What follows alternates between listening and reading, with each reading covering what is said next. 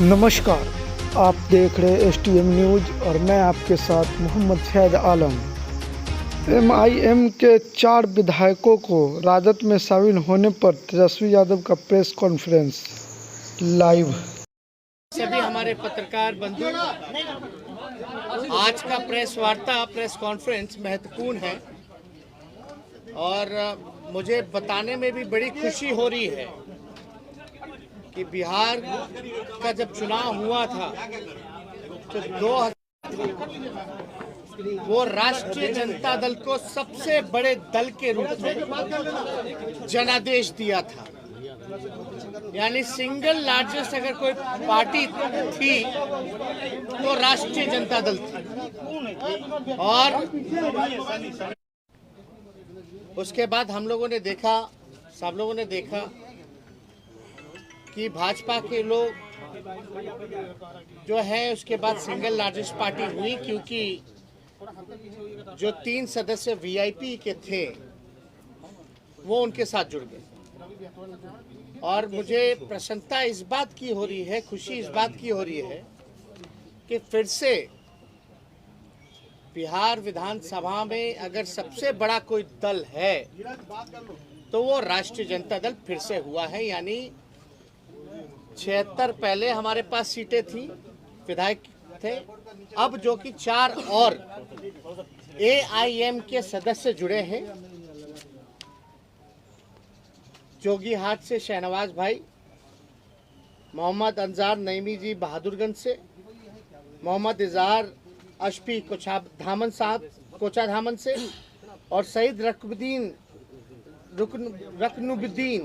अहमद जो 22 से जो है, जो एआईएम में थे। यानी एआईएम को 5 सीटें मिली थी, जिसमें कि 4 विधायक, ये चारों विधायक राष्ट्रीय जनता दल में जुड़े हैं और पार्टी ने स्वीकार्यता दी है। और आप सब लोग जानते हैं कि जो भारतीय संविधान के 10वीं सूची, जो भारतीय संविधान का 10वीं सूची धारा 4 के अंतर्गत में इन लोगों ने राष्ट्रीय जनता दल में विलय किया है। यानी मिनिमम जो है, आपको किसी भी दल का अगर विलय होता है तो 66% होना चाहिए। और आप सब लोग जान रहे हैं, 5 में से 4 जो एमएलए जो ज्वाइन किए एआईएम के, यानी हमारे पास 80% है, जो कि नियम कायदा भारतीय संविधान का जो अनुच्छेद जो है, सूची जो है 10वीं सूची के धारा 4 को फुलफिल करता है। इसी टेक्निकल रूप में ये ज़रूरी होता है कि जो इन्होंने प्रस्ताव दिया, जो इन्होंने अध्यक्ष जी के नाम पे दिया चिट्ठी, कि इन चारों की इच्छा है कि राष्ट्रीय जनता दल ज्वाइन करे, तो फिजिकल रूप से हम लोग आज बिहार विधानसभा भी गए और फिजिकली जो है चारों विधायकों की पेशी आदरणीय अध्यक्ष जी के समक्ष हम लोगों ने रख दिया। हम लोग मिलकर के भी आए हैं और आप लोग सब लोग जान रहे हैं कि हम इन सभी चारों विधायकों का आभार प्रकट करना चाहते हैं। शहनवाज भाई हुए, नईमी साहब हुए, मोहम्मद इजहार अशफी साहब हुए, रकनुद्दीन अहमद साहब हुए, चारों विधायकों का हम धन्यवाद और आभार प्रकट करना चाहते हैं कि इन चारों के आने के बाद जो अभी राष्ट्रीय जनता दल के हैं, जिन्होंने अभी ज्वाइन किया है, चारों आरजेडी के नए विधायक का ताल्लुक राष्ट्रीय जनता दल से पुराना रहा है। 2005-10 में लोगों ने चुनाव भी लड़ा है और शहनवाज भाई तो 2015 में विधायक ही थे राष्ट्रीय जनता दल के। तो इनकी वापसी जो है, घर वापसी हुई है जिससे हमारा दल महागठबंधन मजबूत हुआ है और देश के हालात को देखते हुए इन लोगों ने जो फैसला लिया है ये बाकायदा निडर फैसला है और हम लोग सब लोग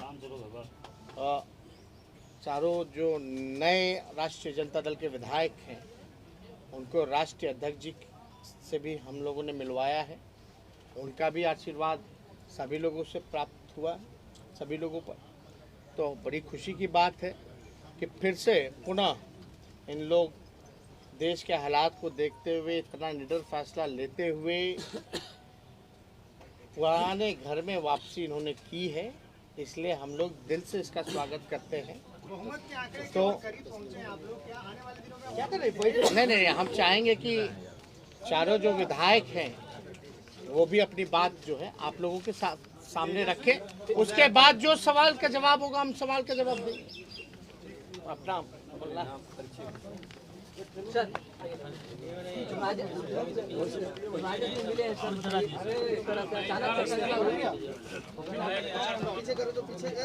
जो देश का हालत है उसको देखते हुए महागठबंधन को मजबूती करने के लिए हम लोग एक प्लेटफॉर्म में आने का काम किए हैं ताकि देश का जो हाल है वो देख रहे हैं। उसी की वजह से प्लानिंग पहले से चल रही ये अभी सवाल बाद में, पहले अपना अपना बात रखें। मैं मोहम्मद बावन बहादुरगंज से विधायक।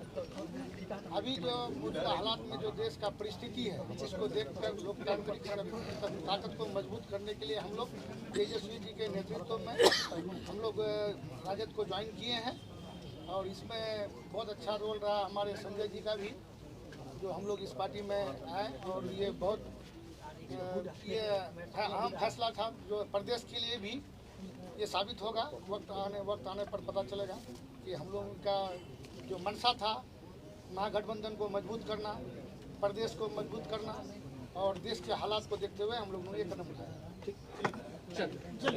तेजस्वी शाहनवाज जी हैं, आप लोग जान ही रहे हैं हम लोगों के पार्टी के कद्दावर नेता रहे और सीमांचल के जो गांधी कहलाते थे स्वर्गीय तस्लीमुद्दीन साहब, उनके ये शहजादे हैं, छोटे पुत्र हैं। तो हम चाहेंगे कि अपनी बात रखें। देखिए चारों लोगों को MIM ने मौका दिया, हम इसके लिए उनका शुक्रगुजार करते हैं। दूसरी बात, आप देखे होंगे जो मौजूदा चुनाव अभी कुछ वर्ष पहले हुआ, आप बंगाल का चुनाव देख लीजिए, आप उत्तर प्रदेश का चुनाव देख लीजिए, उत्तर प्रदेश का चुनाव देख लीजिए। तमाम सेकुलर ताकतें, हमारी पार्टी भी लड़ी थी जिस पार्टी में मैं पूर्व में था, सब लोग अल्पसंख्यक हो या सेकुलर लोग हो, तमाम लोगों ने सेकुलर फोर्सेस को मजबूत करने की कोशिश की।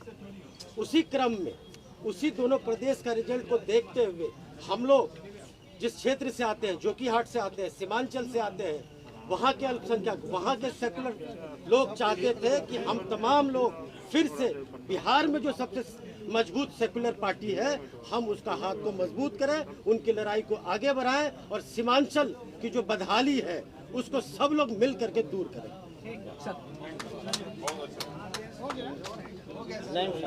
अपना बोल बोलिए सर।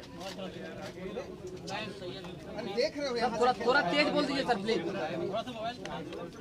MIM पार्टी से गत 20 विधानसभा चुनाव लड़ा था। मैं पहले भी विधायक था और माननीय लालू जी के नेतृत्व में पहले भी राजनीति की है बिहार में।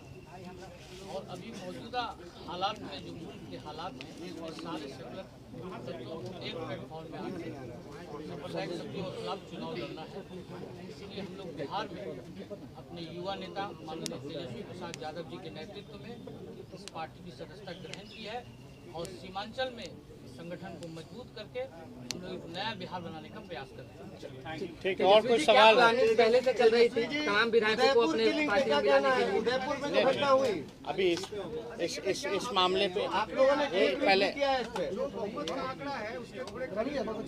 नहीं देखिए जहाँ तक मामला है इन लोगों ने साफ तौर पे ये कहा कि जो देश के हालात और आप लोगों ने घटनाएं भी देखी होंगी, चाहे उदयपुर हो या कहीं भी हिंसा होती है, जो कट्टरपंथ है, कट्टरपंथ के लिए कोई जगह नहीं होनी चाहिए। और हमारा साफ मानना है कि जितने सेकुलर फोर्सेस हैं या आने वाला जो पार्लियामेंट का चुनाव होने वाला है, उसमें भी हम लोग चाहते हैं कि जितने सेकुलर फोर्सेस हैं वो मजबूत हों, एकजुट हों। सेकुलर फोर्स जब हम बोलते हैं तो किसी धर्म से नहीं जोड़ना देखा जाता। हर धर्म में कुछ सेकुलर विचारधारा के होते हैं, कुछ कट्टरपंथ होते हैं, लेकिन हम सेकुलर फोर्सेस की बात कर रहे हैं कि सब लोगों को एकजुट होने की आवश्यकता है। क्योंकि आज देख लीजिए, पहले से ही जनता देश की बेरोजगारी से, गरीबी से, लाचारी से, बेबसी से, ना शिक्षा है ना चिकित्सा है, और जहां से ये विधायक जो चुन के आए हैं वो बिहार का सबसे गरीब इलाका जो कि सीमांचल है, और अभी जो पूरा बाढ़ की स्थिति बनी हुई है, तो उस हालात में पहले से ही इतनी ज़्यादा मुसीबत हमारी देश की जनता, बिहार की जनता झेल रही है। वो कम था क्या जो इस तरह का पॉइजन, जहर समाज में घोला जा रहा है, जहां एक भाई को दूसरे भाई के प्रति लड़ाया जा रहा है। चाहे नुपुर शर्मा का बयान हो, उसकी भी निंदा है, चाहे जो उदयपुर की घटना है हम उसकी भी कठोर निंदा करते हैं। और हिंसा और सांप्रदायिकता से हम लोग लगातार जो है लड़ते आ रहे हैं। विचार जो हमारा विचारधारा है सब लोगों को पता है। हम लोग सब लोग चाहते हैं कि देश में अमन हो, शांति हो, खुशहाली हो, भाईचारा हो। आज अमन छीन गया, चैन छीन गया, खुशहाली छीन गई। कोई वर्ग, चाहे युवा हो, महिला सुरक्षित नहीं है। लॉ एंड ऑर्डर की हालात आप देख रहे हैं पूरे बिहार में या पूरे देश भर में। आप स्थिति देख लीजिए, हर जगह क्राइम हो रहा है, गरीबी है, ना मजदूर खुश है, ना किसान खुश है, ना छात्र खुश है। तो इस हालात को देखते हुए सभी लोगों ने निर्णय लिया है और हम लोगों ने खुशी जाहिर की है कि भाई इससे बल मिला। और ये समय का मांग था और ये जनता की मांग थी, आम आवाम की मांग थी कि भाई बिहार में महागठबंधन राष्ट्रीय जनता दल को मजबूत कीजिए। अगर कोई बिहार में सांप्रदायिक शक्तियों को लड़ सकता है, हरा सकता है, जो हमने हराया है। आज तक भाजपा की हिम्मत नहीं हुई बिहार में कि अकेले चुनाव लड़ के दिखा सके। एनडीए में सबसे बड़ी पार्टी होने के बावजूद भी तीसरी नंबर की जो पार्टी है उसका मुख्यमंत्री बनाया गया। ये क्या है? इसलिए हम लोगों ने शुरुआत से ही हम लोगों ने लड़ाई लड़ी और इस लड़ाई को हम लोग आगे लड़ेंगे और हम लोग जीत हासिल करेंगे। कि आप बहुत जल्द जदयू में भी कोई बड़ा ऑपरेशन करने वाला है। नहीं, सब कोई ऑपरेशन सर्जरी थोड़ी ना होता है। ये सब देखिए, कोई सर्जरी ऑपरेशन नाम, भाई हम लोगों की क्या ताकत है जो बीजेपी की है उस हिसाब से। ये तो एक विचार की लड़ाई में विचारधारा से जो लोग जुड़े हैं, जो जनता की मांग है उससे ये लोग आए हैं, जो समय की मांग थी उससे जुड़े हैं। वरना आप तो जानते, हम तो विपक्षी दल हैं, लेकिन फिर भी बिहार की जनता ने महागठबंधन को जनादेश दिया।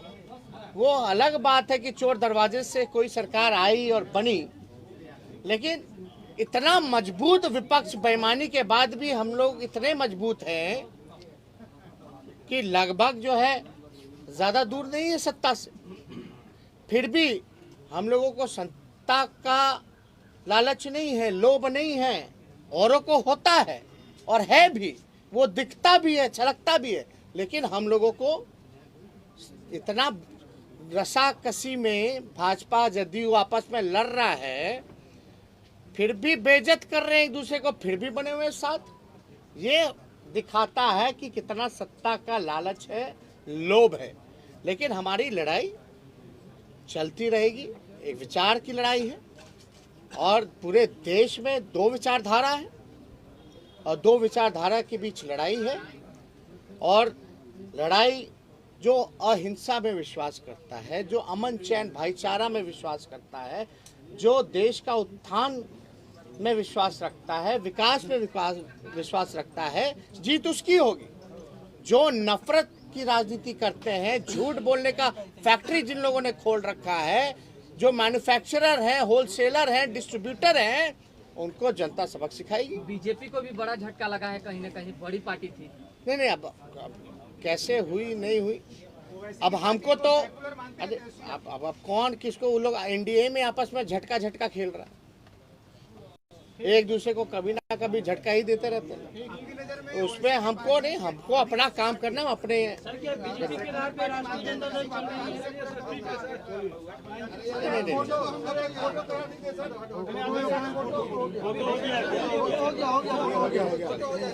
चले हो ही गया, अब सारा बात हो गया।